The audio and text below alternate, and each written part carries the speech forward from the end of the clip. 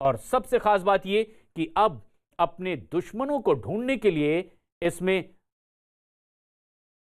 और ज्यादा इसे हाईटेक किया गया है और एक ट्रांसमिशन सिस्टम से अब यह पूरी तरह से लैस होगा। खास बात यह भी है कि रास्ते में बिछाई गई माइंस को भी बेहद आसानी से यह खोज पाएगा और उसे खोज कर नेस्तनाबूद कर यह तेजी से आगे बढ़ेगा। कई और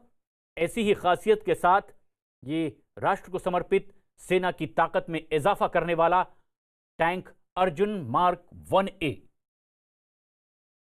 लेकिन सबसे अहम बात वो ये कि पूरी तरह से हिंदुस्तान में तैयार किया गया यह टैंक, यानी भारत की आत्मनिर्भरता की ओर बढ़ता एक और कदम, और उसकी मिसाल अर्जुन मार्क 1A टैंक जो आज सेना को समर्पित किया जा रहा है। खास बात यह भी है कि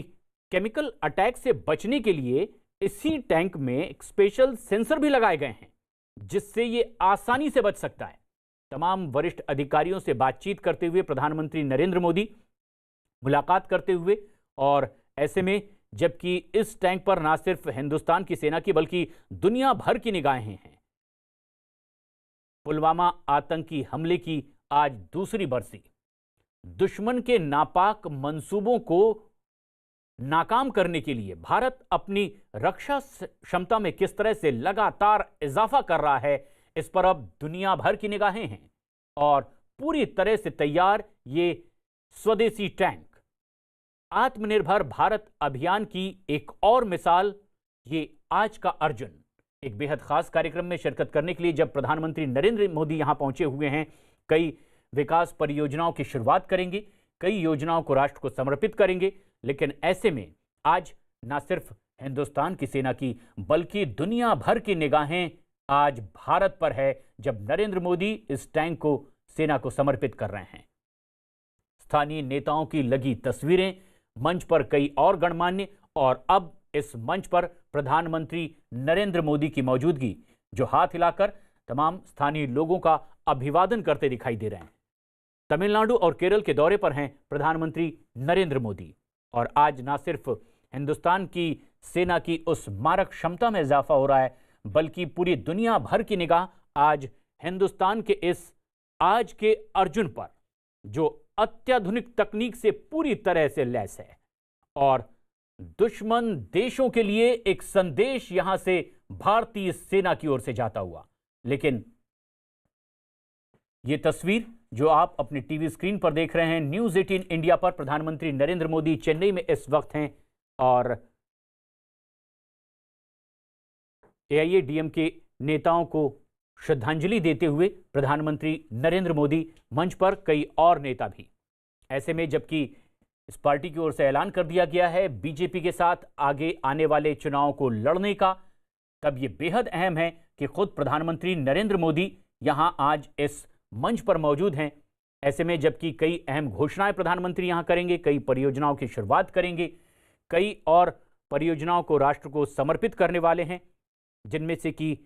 एक ये बेहद अत्याधुनिक टैंक सेना को दिया जा रहा Arjun main battle tank MK1A जो सेना को सौंपा गया है। लेकिन मंच पर मौजूद प्रधानमंत्री नरेंद्र मोदी कई परियोजनाओं की और शुरुआत करने वाले हैं। तकरीबन 3,770 करोड़ रुपए की लागत से चेन्नई मेट्रो रेल फेज 1 का एक्सटेंशन जो हो रहा है उसका उद्घाटन भी प्रधानमंत्री नरेंद्र मोदी यहां पर कर रहे हैं। बड़ी तादाद में लोग मौजूद हैं और एक बेहद खास कार्यक्रम जहां शिरकत करने खुद प्रधानमंत्री नरेंद्र मोदी पहुंचे हुए हैं। ऐसे में जबकि चेन्नई के मेट्रो रेल फेज 1 एक्सटेंशन का भी उद्घाटन प्रधानमंत्री नरेंद्र मोदी यहां कर रहे हैं, तो इसके साथ साथ प्रधानमंत्री नरेंद्र मोदी जब वो चेन्नई में आज मौजूद हैं, वो अट्टीपट्टू और चेन्नई के बीच चलने वाली रेलवे लाइन का भी उद्घाटन करने वाले हैं। कई और ऐसी परियोजनाएं हैं जिसका उद्घाटन प्रधानमंत्री मोदी यहां कर रहे हैं, लेकिन एक प्रतिमा देकर विष्णु के प्रतीक ईश्वर की प्रतिमा देकर एक सम्मान करने का एक क्रम इस मंच पर प्रधानमंत्री नरेंद्र मोदी और कई और गणमान्य यहां पर मौजूद हैं। लेकिन जो दो तस्वीरें हमारे दर्शक इस वक्त देख रहे हैं, एक बेहद खास कार्यक्रम में शिरकत करने तमिलनाडु पहुंचे हुए हैं प्रधानमंत्री नरेंद्र मोदी, और यहां मंच पर एआईएडीएमके के वरिष्ठ नेताओं की जो तस्वीर लगी थी उन्हें श्रद्धांजलि अर्पित की। सबसे पहले